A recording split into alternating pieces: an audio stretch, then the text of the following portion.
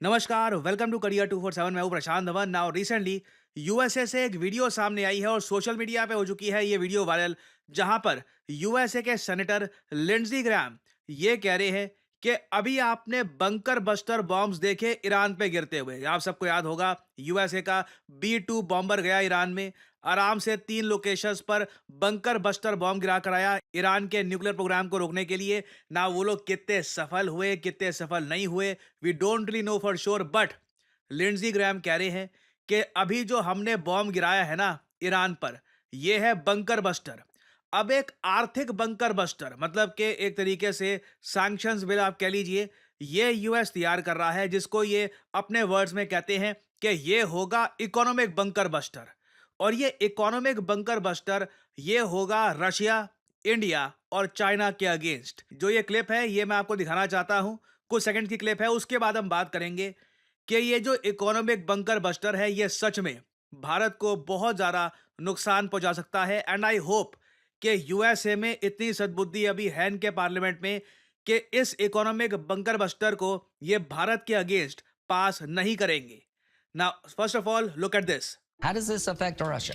I've got 84 co-sponsors for a Russian sanctions bill that is an economic bunker buster against China, India, and Russia for their brutal invasion, Russia's brutal invasion of Ukraine.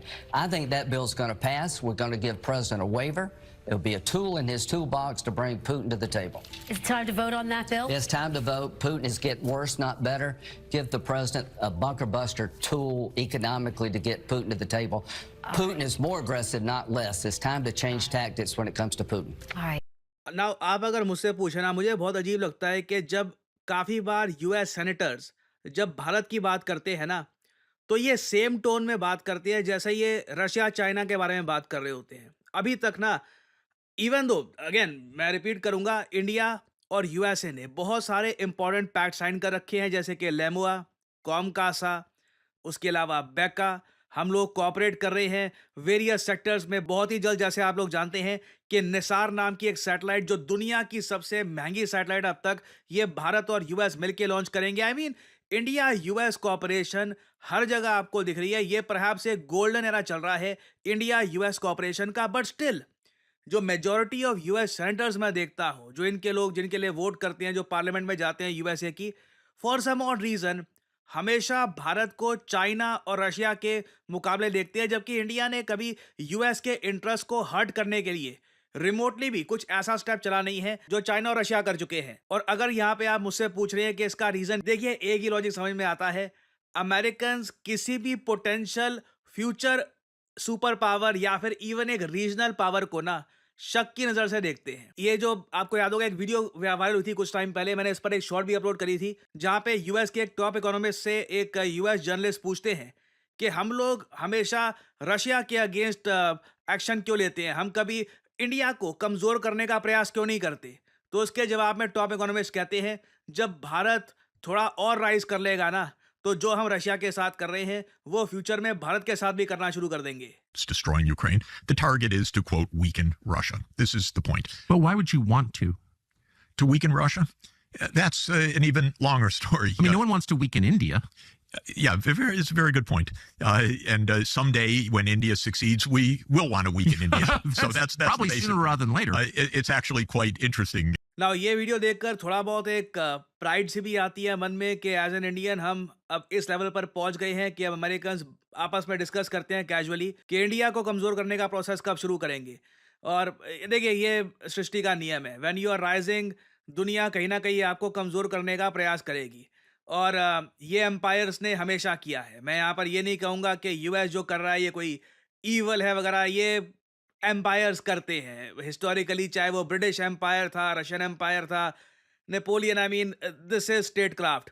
But at the same time I think we should be very careful. और अभी जो ये economic bunker buster की ये जो बात कर रहे हैं against Russia, India and China, well यहाँ पे आपको समझना होगा, ये बिल पहली बात तो स्टूपिड है, doesn't even make any sense. Reason मैं आपको बताता हूँ।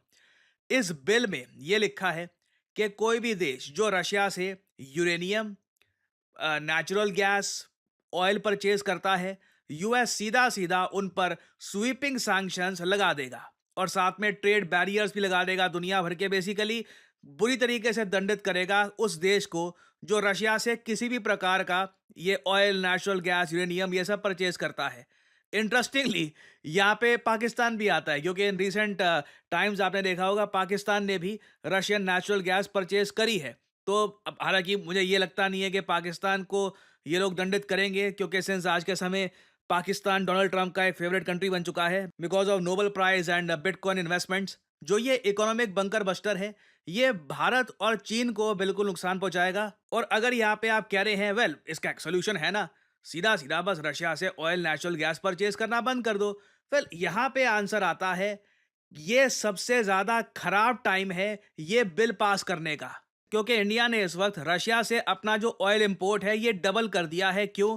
क्योंकि स्ट्रेट ऑफ हर्मुज यहाँ पे ये जो इंपॉर्टेंट चोक पॉइंट है जहां से दुनिया का 20% तेल एक्सपोर्ट किया जाता है, ये स्ट्रेट ओपन रहेगा नहीं रहेगा इस पे काफी असमंजस है। ईरान के पार्लियामेंट ने इंस्ट्रक्शन दे दी है इनकी मिलिट्री को कि स्ट्रेट को बिल्कुल ब्लॉक कर दो। ईरान की मिलिट्री ये इंस्ट्रक्शंस फॉलो करती है या नहीं करती, वी डू नॉट नो, मगर एक पॉसिबिलिटी बनी हुई है कि यहाँ पर ईरान की नेवी ये स्ट्रेट ऑफ हर्मुज और बबल मैंदेव, बबल मैंदेव का मुझे पता नहीं है कि लोग कर पाएंगे या नहीं कर पाएंगे ब्लॉक, बट ये दोनों इंपॉर्टेंट जो चोक पॉइंट्स हैं इनको ईरान ब्लॉक करने का प्रयास करेगा।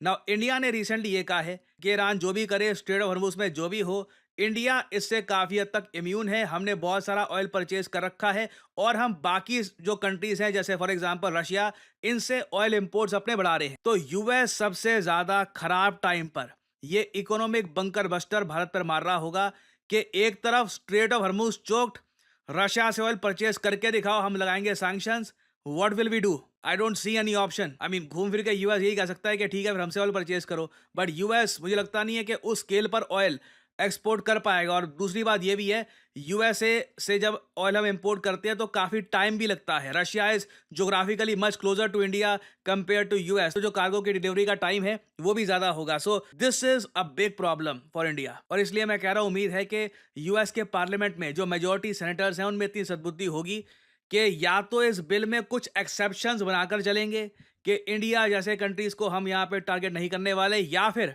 अगर सच में ये इकोनॉमिक बंकर बस्टर भारत, चीन, रशिया तीनों पे इस तरीके से मारेंगे, आई थिंक यूएस बस पुश कर देगा इन तीनों कंट्रीज को into forming a very strong group.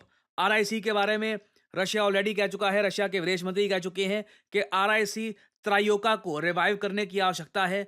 और आने वाले समय में देखना होगा कि यूएसए क्या जेन्युइनली ये बंकर बस्टर भारत पे मारता है या नहीं मारता।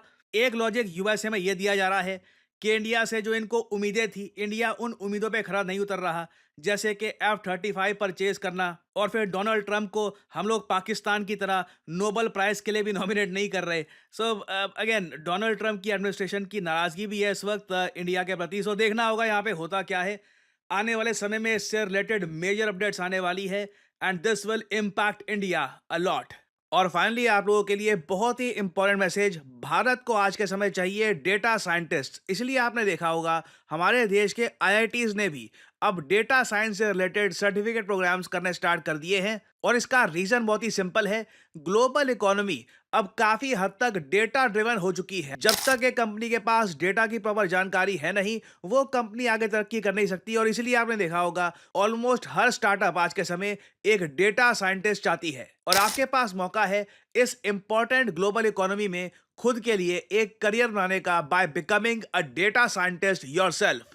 एज ए डेटा साइंटिस्ट पूरी दुनिया के दरवाजे आपके लिए खुले हैं। आप ICICI bank, American Express, Accenture, किसी भी कंपनी में काम कर सकते हैं, क्योंकि फ्रैंकली डेटा साइंटिस्ट की आवश्यकता हर जगह आपको मिलेगी। और करियर 247 आपके लिए लेके आया है हमारा flagship data science and machine learning with generative AI course. हमने स्पेसिफिकली यहाँ पर जनरेटिव एआई को डाला है क्योंकि आज के समय बिना जनरेटिव एआई के डेटा साइंस और मशीन लर्निंग में आपको महारत नहीं मिल सकती। और इसलिए हमारा ऑनलाइन कोर्स चलेगा 6 महीने तक। यहाँ पर 260 आवर्स है लाइव क्लासेस की। यूजुअली देखिए क्या होता है, ज़्यादातर जो भी कोर्सेस ऑनलाइन है आज के समय, क्योंकि डेटा साइंस का कोर्स गूगल दे रहा है, हार्वर्ड दे रहा है, ज़्यादातर आपको मिलेगी प्री रिकॉर्डेड क्लासेस और उनकी भी क्वालिटी इतनी अच्छी नहीं होती। वेयरएज जब आपको लाइव क्लास मिलती है, आप खुद ओपनली टीचर से बात कर सकते हैं, एक वेबकैम या फिर एक माइक्रोफोन के जरिए। आप उसी वक्त सवाल पूछ पाओगे कि सिलेबस में ये टॉपिक कब पढ़ाया जाएगा, आपको कौन कौन से टूल सीखने की आवश्यकता है, पांडास, Amazon वेब सर्विस,